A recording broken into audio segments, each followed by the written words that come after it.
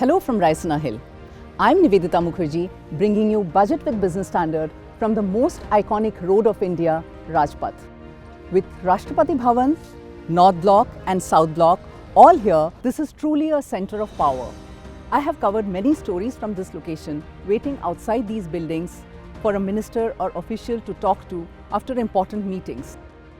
I have also walked the corridors of power while meeting ministers and bureaucrats here. But this backdrop has a special significance during the budget season. This is Finance Ministry, where budget is made. On the other side is the Prime Minister's office in South Block, which really outlines the direction of the budget.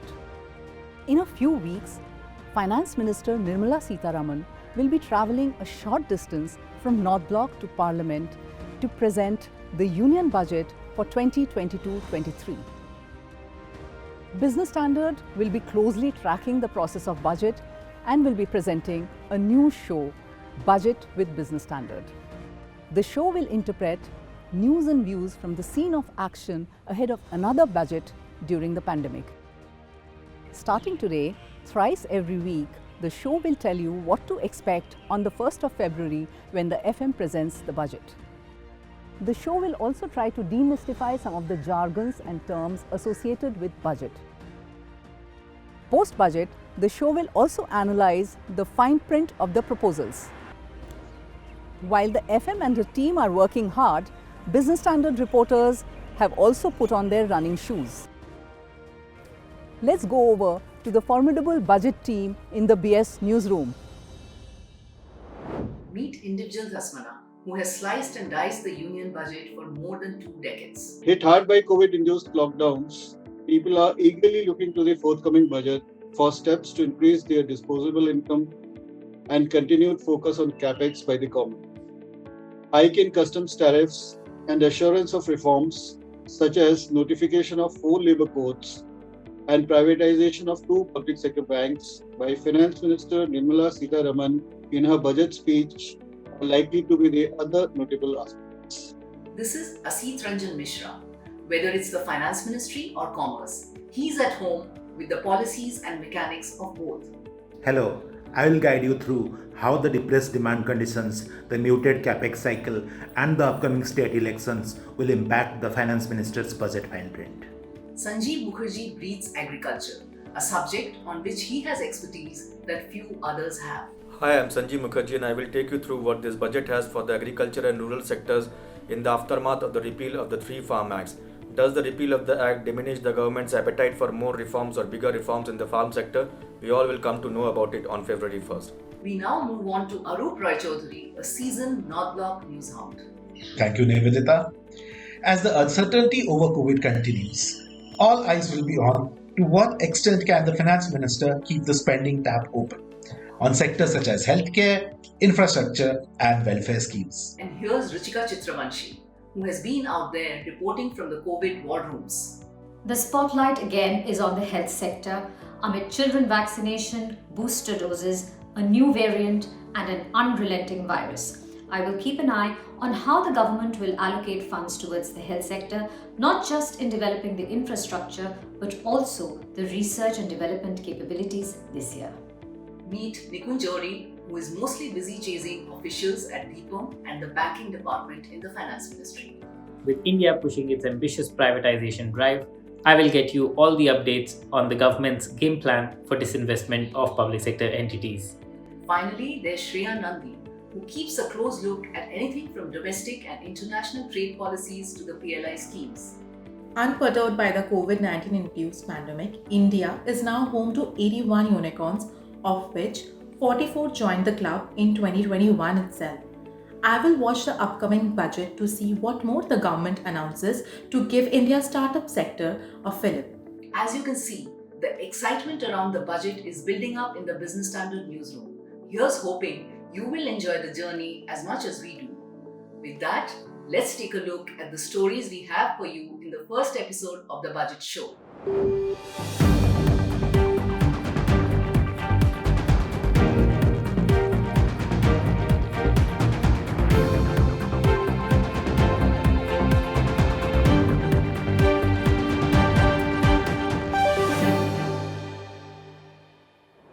First up in Budget with Business Standard is the economic and political backdrop against which this budget is going to be presented.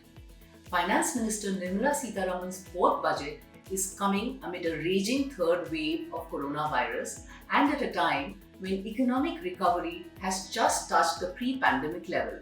She will face the dilemma of whether to press for fiscal consolidation or leave enough headroom in case the pandemic takes an ugly turn. Let's understand in greater detail the economic and political context of this budget.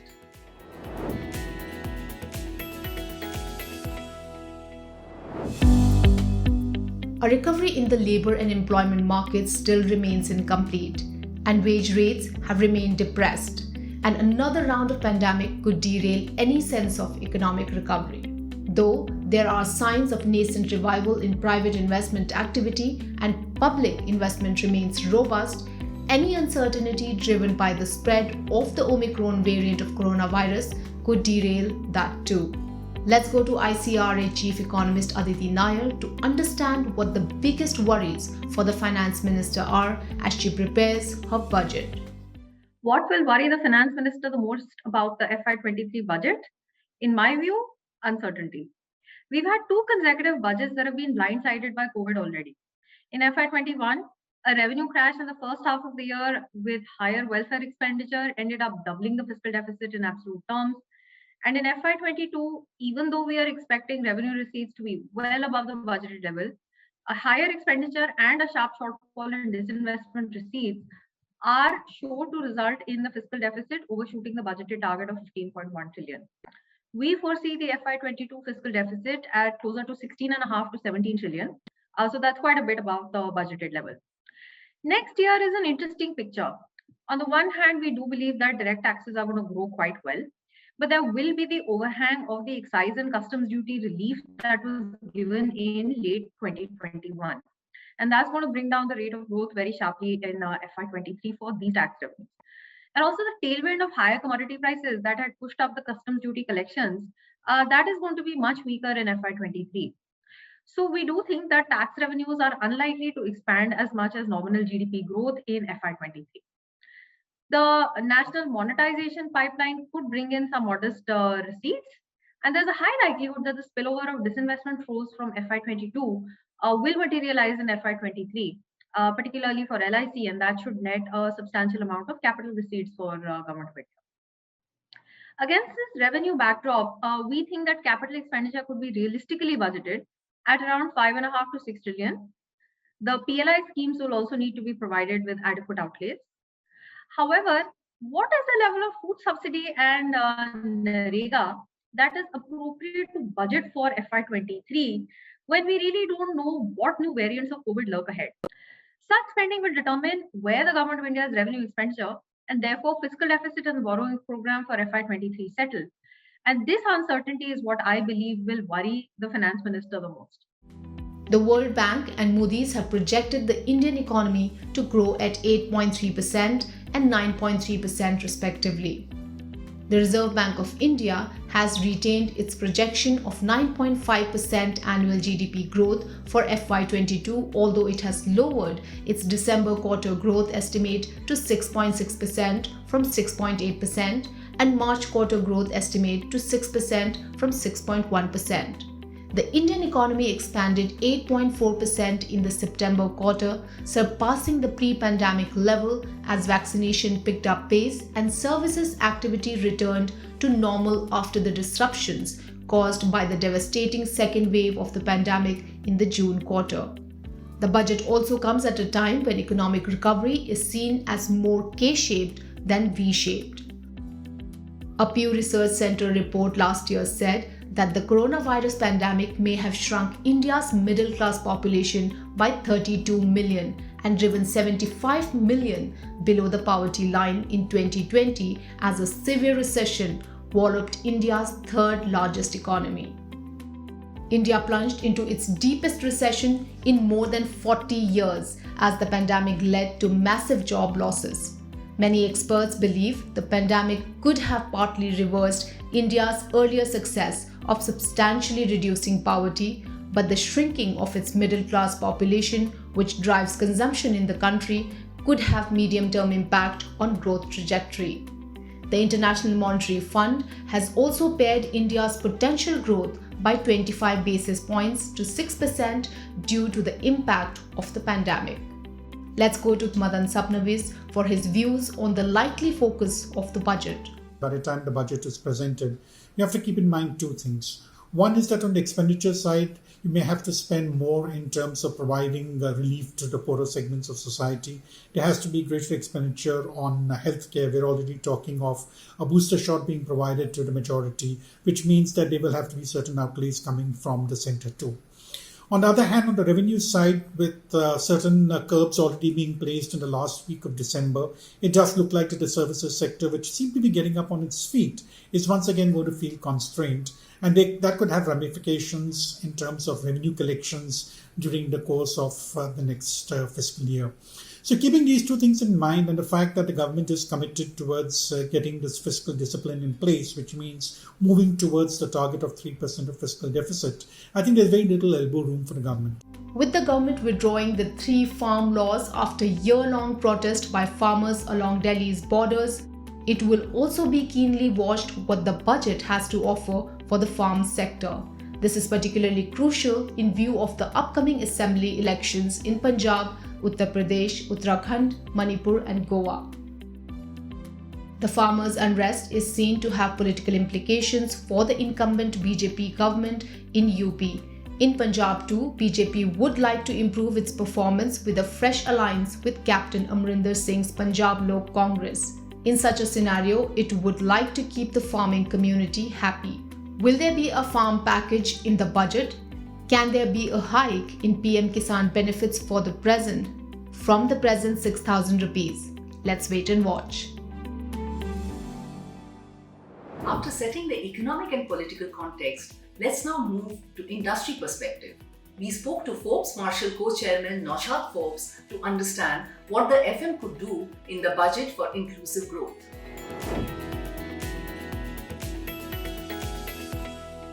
In your recent article in Business Standard, you have talked about inclusive growth. On that count, what can Mrs.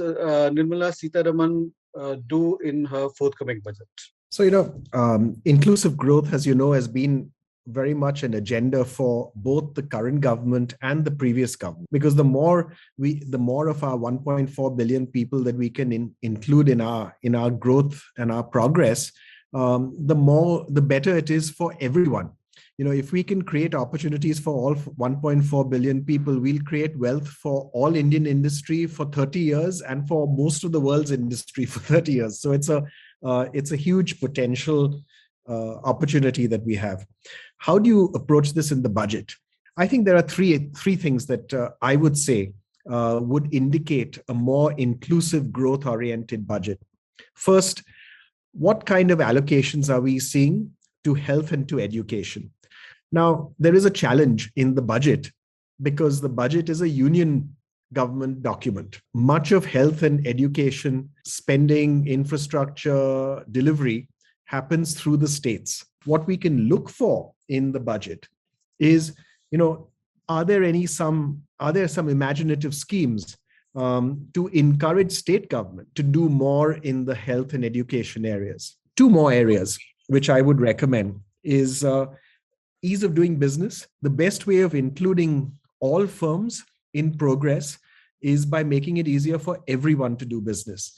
Last thing on inclusive growth is, what kind of tax policy do we see coming out? A tax policy where you have more exemptions and higher rates is an exclusive policy. It's a policy which excludes people from participating in the economy because you have someone else who's deciding this is a good thing, this is a bad thing, etc. Instead of that, if you have lower tax rates and lower exemptions, then everyone benefits from that lower tax rate. You have also been writing about how India can attract investors from China. In that regard, what do you expect from the budget? It depends on the sector. If you take, let's say, labor-intensive sectors, a lot of the investment moving out of China is in labor-intensive sectors, in footwear, in garments. It's not moving to India. That labor intensive manufacturing is moving to Bangladesh, it's moving to Ethiopia, it's moving to Vietnam. It's not moving to India. For it to move to India, we'll have to become a better place for labor intensive manufacturing to happen. So far, we've not been. You have issues with PLIs. You have flagged it off a number of times. But given the thing that it has already been announced for 13 sectors, now what can budget do to optimize this? My issue with PLI is that it's a policy where it's a discretionary policy. Yeah. So in principle, I have issues with discretionary policies anywhere in the world, including at home. So that because then you're counting on someone to decide this is the right product for us to make as a country. And I worry when the government makes those calls. I think these calls of what product is the right product to make should be made by industry and not by policy, not by government. PLI scheme has one objective. How do we deepen supply chains?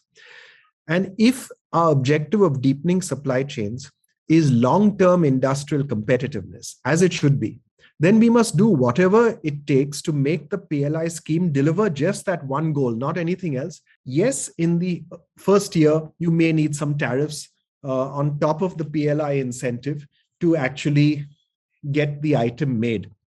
But in 5 years' time, surely, those tariffs must go away. So as the PLI scheme goes away, the tariff should also go away. So I think there are two things that one can do as a sort of layer on top of the PLI scheme. One, that over time, the tariffs must go away. The import protection must go away. If there's a 25% duty today, let it be 20% next year, 15% the year after, 10% the year after that, 5% the year after that, then zero. So that it goes away over a 5-year period. Everyone knows it's going away and everyone plans accordingly. And second, try to encourage exports, because the best disciplining tool that there is to become industrially competitive is exports. If you can compete with other firms outside of India, you can compete with them at home also. Thanks a lot, Mr. Naushad, for talking to us. Thank you. Another important aspect that will be keenly watched in the upcoming budget is financial discipline. The government had enacted the FRBM Act 2003 to inculcate financial discipline and reduce its fiscal deficit. However, governments over the years have mostly failed to meet their fiscal deficit targets. How different will the situation be this time? How close will Finance Minister Nirmala Sitharaman come to meeting the target she set for herself in her last budget? Let's take a look at some data.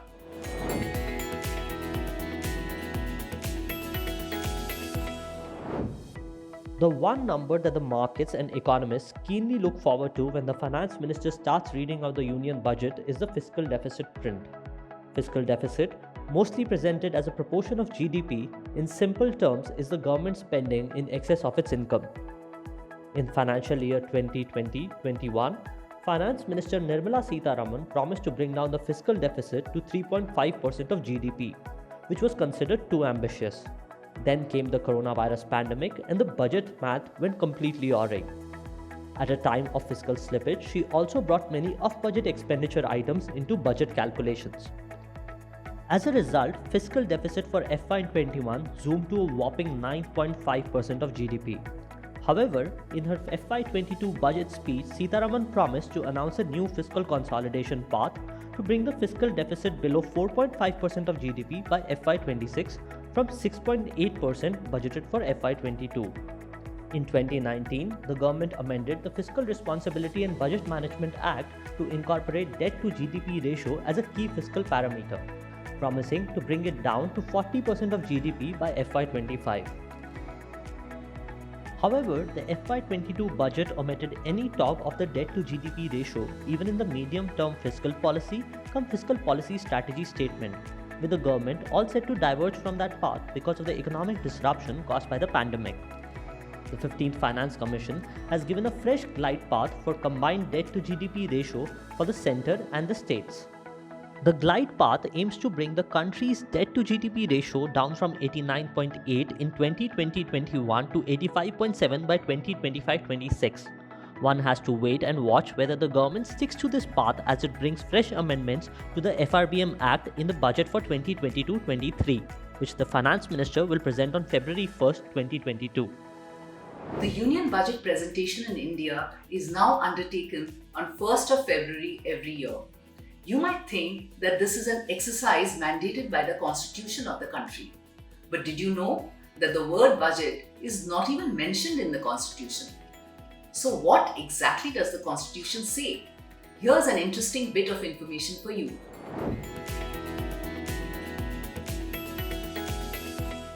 The word budget finds no mention in the Constitution of India.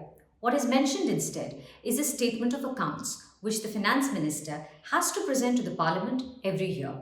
Article 112 of the Indian Constitution refers to an annual financial statement of estimated receipts and expenditure of the government for that particular year. This is what we have come to call the budget, more by way of convention than provision. The word budget comes from the French word budget, which means a small bag. The first budget of independent India was presented by R.K. Shanmugam Chetty on 26 November 1947. The budget from 9th October 1946 to 14th August 1947 was presented by the then interim government finance minister Liaquat Ali Khan. While the union budget was presented only in English until 1955, the Congress-led government of the time decided to print the budget papers in both Hindi and English after that. The genesis of the central budget, however, dates back to 1860. The concept was introduced 2 years after the transfer of Indian administration from the East India Company to the British Crown. Who presented that budget? Well, it was none other than James Wilson, the then finance minister, who went on to found what is known today as the Standard Chartered Bank and also the widely popular magazine, The Economist. That's all we have for you in the inaugural episode of Budget with Business Standard.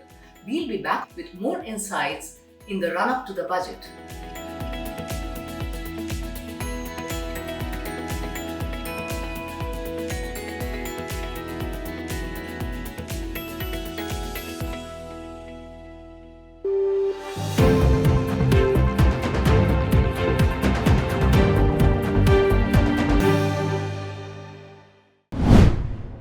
If you like this video, share it and subscribe to Business Standard.